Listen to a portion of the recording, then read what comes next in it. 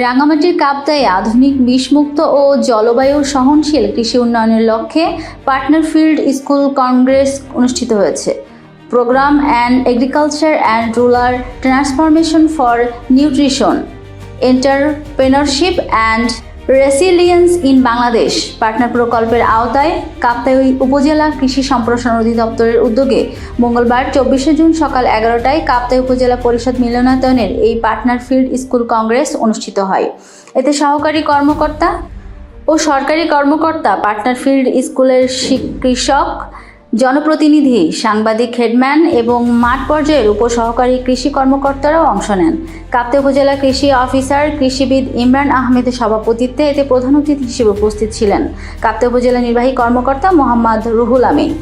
উপসহকারী কৃষি অফিসার বাপ্পা মুল্লিকের সঞ্চালনায় এই সময় বিশেষ অতিথির বক্তব্য রাখেন কাপ্তাই উপজেলা পরিষদের সাবেক চেয়ারম্যান দিলদার হোসেন, সমাজসেবক ডাক্তার রহমতুল্লাহ, কাপ্তাই কার্ড ব্যবসায়ী কল্যাণ সমিতির সহসভাপতি লোকমান আহমেদ, কাপ্তাই সহকারী তথ্য অফিসার দেলোয়ার হোসেন এবং কাপ্তাই উচ্চ বিদ্যালয়ের সিনিয়র শিক্ষক Harunur Rashid.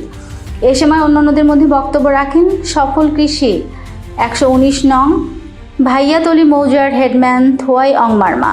Partner field school congress অনুষ্ঠানে বক্তারা আধুনিক কৃষি প্রযুক্তির ব্যবহার, পুষ্টিকর খাদ্য উপাদান এবং জলবায়ু পরিবর্তনের সাথে খাপ খাইয়ে কৃষকদের দক্ষতা বৃদ্ধির ওপর গুরুত্ব আরোপ করেছেন।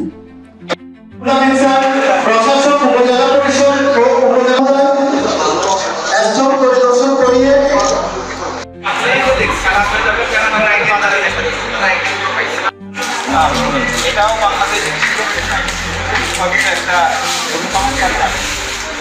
খুবই ঘনিষ্ঠ। আর আমাদের এই যে লাল কালারের যেটা এটাই কিন্তু প্রোডাকশনের পরিবর্তন যে কোনো গ্রিন টার্গেটের বেশি, এটা আমাদের কাজটাই ফলন তো ভালো হয়।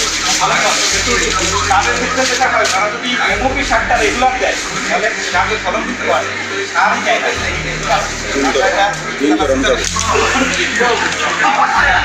উপস্থিত রয়েছেন প্রধান অতিথি হিসেবে কাপ্তাইয়ের সম্মানিত প্রশাসক